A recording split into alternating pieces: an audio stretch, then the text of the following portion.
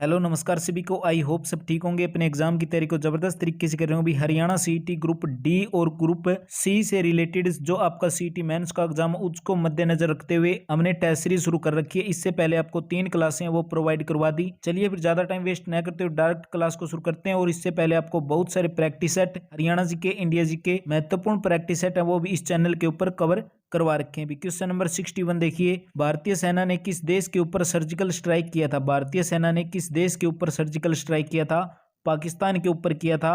अगर surgical strike की हम बात करें कब किया गया था, ये किया गया था अभी 28 सितंबर को, 28 सितंबर 2016 को, 28 सितंबर 2016 को सर्जिकल स्ट्राइक किया गया था। नेक्स्ट क्वेश्चन हमारा 62, विश्व के अंदर सबसे लंबे समय तक राज करने वाला राजा जिसकी हाल ही के अंदर मृत्यु हो गई थी।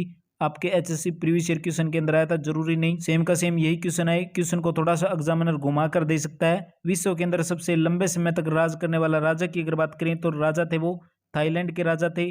अगर हम बात कर लेते हैं कौन से राजा थे, इसके नाम की अगर बात करें तो भूमिबोल। इनकी मृत्यु की अगर बात करें तो 88 वर्ष के अंदर इनकी मृत्यु हुई थी। और ये एकमात्र विश्व के ऐसे राजा थे 70 वर्ष और 126 दिन तक सत्ता के अंदर रहे थे। 88 वर्ष के अंदर इनकी मृत्यु हो जाती है। इनकी मृत्यु की अगर बात करें 13 अक्टूबर 2016 को इनकी मृत्यु हुई थी। नेक्स्ट क्वेश्चन है क्वेश्चन नंबर 63, संयुक्त राष्ट्र अमेरिका के डोनाल्ड ट्रंप किस पार्टी से संबंधित है? Republican party. ऑप्शन नंबर 1 बिल्कुल राइट हो जाए। इससे रिलेटेड एक दो इंपॉर्टेंट क्वेश्चन और बन सकते हैं, जैसे कि ये कौन से अमेरिका के राष्ट्रपति थे? तो अमेरिका के 45वें राष्ट्रपति थे। इनकी पार्टी रिपब्लिकन पार्टी थी। नेक्स्ट क्वेश्चन है क्वेश्चन नंबर 64, दहेज निषेध अधिनियम कब पारित किया गया था? अभी दहेज निषेध अधिनियम कब पारित किया गया था? राइट आंसर हो जाता ऑप्शन नंबर 2, 1961 के अंदर। यहीं से रिलेटेड एग्जाम के अंदर इंपॉर्टेंट क्वेश्चन है, दहेज प्रथा वो कब शुरू की गई थी? उत्तर वैदिक काल के द्वारा शुरू की गई थी। एग्जाम के अंदर क्वेश्चन आ जाता है। पद एकल परिवार का आशय अभिप्राय क्या है? भी पद एकल परिवार का आशय अभिप्राय क्या है? अगर एकल परिवार की बात करें तो उसके अंदर पति पत्नी और उनके बच्चे भी। ऑप्शन नंबर 3 बिल्कुल हमारे यहाँ पर राइट हो जाता है। अभी नेक्स्ट क्वेश्चन देखिए क्वेश्चन नंबर 66, भारत के अंदर हाईटेक सिटी से प्रख्यात शहर कौन सा है? भी हाईटेक सिटी की अगर बात करें राइट आंसर हो जाता है ऑप्शन नंबर 3, हैदराबाद। हैदराबाद से रिलेटेड एग्जाम के अंदर एक दो इंपॉर्टेंट क्वेश्चन और बन सकता है। हैदराबाद किस नदी के किनारे है? मूसी नदी के किनारे है। अगर हैदराबाद की और बात करें तो इसको कई बार एग्जाम के अंदर क्वेश्चन आ जाता है। अभी हैदराबाद को किस और नाम से जानते हैं? तो साइबराबाद के नाम से भी जाना जाता है हैदराबाद सिटी को। अगर यहीं पर बात करें हैदराबाद किस के लिए प्रसिद्ध है? तो आईटी उद्योग के लिए बहुत ज्यादा प्रसिद्ध है हैदराबाद सिटी, या फिर हाईटेक सिटी बोल सकते हैं। तृतीय विश्व पद का क्या अर्थ है? भी तृतीय विश्व पद के अर्थ की अगर बात करें, अभिप्राय की अगर बात करें तो एक प्रकार के विकासशील देश होते हैं। ऑप्शन नंबर 2 बिल्कुल करेक्ट हो जाएगा। जो देश यानी कि तृतीय विश्व या फिर तीसरी दुनिया एक प्रकार का ऐसा वाक्यांश है जिसका प्रयोग सामान्यतः विकासशील देशों को वर्णन करने के लिए किया जाता है। अभी नेक्स्ट क्वेश्चन देखिए क्वेश्चन नंबर 68, किस वर्ष के अंदर हिंदी भारत संघ की राजभाषा के रूप में आई थी? किस वर्ष के अंदर हिंदी भारत संघ की राजभाषा के रूप में प्रभाव के अंदर आई थी? राइट आंसर हो जाता 1965 के अंदर। इससे रिलेटेड एग्जाम के अंदर इंपॉर्टेंट क्वेश्चन थोड़े बहुत और बन सकते हैं, जैसे कि अगर बात करें भारतीय संविधान के अंदर 1950 के अंदर भी, भारतीय संविधान के अंदर 1950 के अंदर ये घोषणा की गई थी जो संघ की आधिकारिक भाषा होगी वो एक तो हिंदी होगी और लिपि की अगर हम बात करें तो देवनागरी लिपि होगी।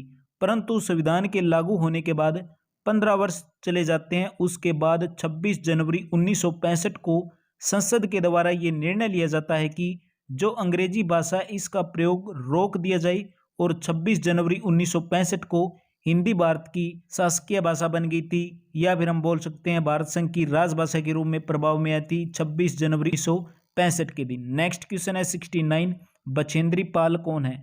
बछेंद्री पाल की अगर बात करें तो माउंट एवरेस्ट पर फतेह करने वाली पहली भारतीय महिला। राइट आंसर ऑप्शन नंबर 2 बिल्कुल करेक्ट हो जाएगा। बछेंद्री पाल की अगर बात करें सबसे पहली बार कब माउंट एवरेस्ट की चोटी फतेह की थी? तो 23 मई 1984 को, भी 23 मई 1984 को। नेक्स्ट क्वेश्चन देखिए क्वेश्चन नंबर 70, भारत रत्न किस पेड़ के पत्ते की तरह बनाया जाता है? Very very important question, static GK से रिलेटेड भारत रत्न से भी इंपॉर्टेंट क्वेश्चन बन जाते हैं एग्जाम के अंदर। किस पेड़ के पत्ते की तरह बनाया जाता है? Right answer option number 2, people के पत्ते की तरह। पीपल का पत्ता होता है उसके आकार के अंदर भारत रत्न होता है। अगर इसकी जो मेडल होता है इसकी लंबाई की अगर बात करें तो लगभग 25-26 इंच लंबा होता है। अगर इसके किनारों पर बात करें तो इसके किनारों पर प्लेटिनम लगा होता है। अगर यहीं पर थोड़ा सा और डीपली जाएं तो मेंडल पर जो उत्कीर्ण यानी कि जो सूर्य का चित्र होता है वो एक प्रकार का प्लेटिनम का बना होता है। और जो ये मेडल होता है भारत रत्न, इसके जो अग्र भाग यानी कि जो आगे का भाग होता है उसके ऊपर तो भारत रत्न लिखा होता है और इसके जो पीछे की साइड होता है उसके ऊपर प्रतीक चिन्ह और साथ के अंदर सत्यमेव जयते लिखा होता है। अभी नेक्स्ट क्वेश्चन देखिए, क्वेश्चन नंबर 71। एक क्वेश्चन से रिलेटेड बहुत सारे इंपॉर्टेंट क्वेश्चन कवर करवाए। अगर चैनल पर नए हो तो चैनल को सब्सक्राइब कर नोटिफिकेशन बेल को दबाना ना भूलें ताकि इंपॉर्टेंट क्लासें आपसे मिस ना हो जाएं। भी क्वेश्चन नंबर 71, गोवा का संरक्षक संत कौन है? गोवा का संरक्षक संत की अगर बात करें सेंट जोवियर को माना जाता है। ऑप्शन नंबर 2 बिल्कुल करेक्ट हो जाएगा। सेंट जोवियर की अगर बात करें तो 7 अप्रैल 1506 के अंदर इनका जन्म होता है। इससे इंपॉर्टेंट क्वेश्चन क्या बन सकता है, इन्होंने जिस समाज की स्थापना की थी सेंट जोवियर के द्वारा। भी नेक्स्ट क्वेश्चन देखिए, क्वेश्चन नंबर 72। किस देश के वैज्ञानिकों ने मच्छर से संक्रमित जीका विषाणु के खिलाफ अधिक सक्षम, सुरक्षित और सस्ते वनस्पति आधिकारिक यानी कि जीका वैक्सीन को विकसित किस देश के वैज्ञानिकों के द्वारा किया गया था? यूएसए, संयुक्त राज्य अमेरिका। ऑप्शन नंबर 3 बिल्कुल इस क्वेश्चन का करेक्ट आंसर हो जाएगा। अभी नेक्स्ट क्वेश्चन की तरफ बढ़ते हैं। Question number 73। आपको मोबाइल फोन का प्रयोग करना है केवल तब करना चाहिए जब यानी कि स्वचालित संचरण वाहन ड्राइव कर रहे हैं, तो ये तो गलत हो जाएगा। 30 किलोमीटर की दूरी, ये भी बिल्कुल गलत है। कॉल रिसीव करे, जरूरी नहीं है आप कॉल रिसीव करते हो, आप एकांत के अंदर हो या ट्रैफिक के अंदर हो, तो ये भी गलत हो जाएगा।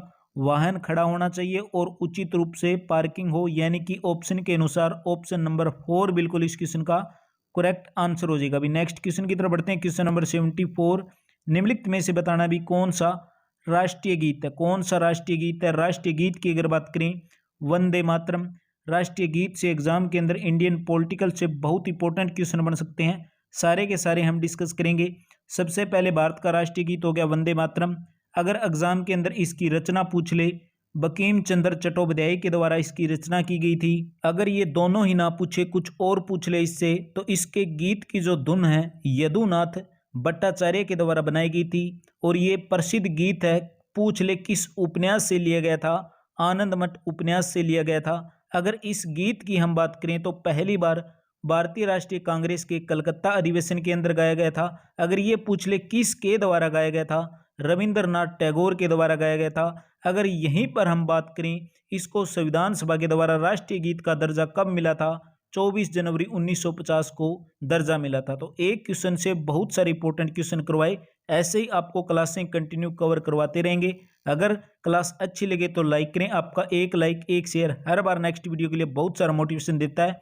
Question number 75। भारत की प्रथम महिला IPS अधिकारी कौन बनी? राइट आंसर हो जाता है, सभी जानते हैं किरण बेदी थी भारत की प्रथम IPS महिला। अगर पूछ ले कब बनी थी तो जुलाई 1972 के अंदर IPS अधिकारी बनी थी किरण बेदी भी। नेक्स्ट क्वेश्चन है 76। विद्यापति ने अपने गाने खालिस्तान के अंदर लिखे थे, यानी कि कौन सी लैंग्वेज, कौन सी भाषा के अंदर? मैथिली भाषा के अंदर भी। नेक्स्ट क्वेश्चन है 77। सरकार के द्वारा किसी विषय के ऊपर जनगण का मूल्यांकन करने के लिए प्रकाशित दस्तावेज को क्या बोला जाता है? भी एक प्रकार का हाइट पेपर बोला जाता है इसको। हाइट पेपर की हम बात करें तो हाइट पेपर यानी कि जो ब्रिटेन और भारत सरकार की किसी विशेष सब्जेक्ट यानी कि किसी विशेष विषय की रिपोर्ट होती है ब्रिटेन और भारत सरकार की, उसी को हाइट पेपर बोला जाता है। नेक्स्ट क्वेश्चन है 78। लुइस जॉर्डन था अभी एक प्रकार का क्या था? यानी कि लुइस जॉर्डन की हम बात करें, राइट आंसर हो जाएगा एक फ्रेंच अभिनेता थे लुइस जॉर्डन भी। नेक्स्ट क्वेश्चन है 79। एक मानव शक्ति कितने हार्स पावर के समान मानी जाती है? कितने हार्स पावर के बराबर होगी एक मानव शक्ति की अगर बात करें?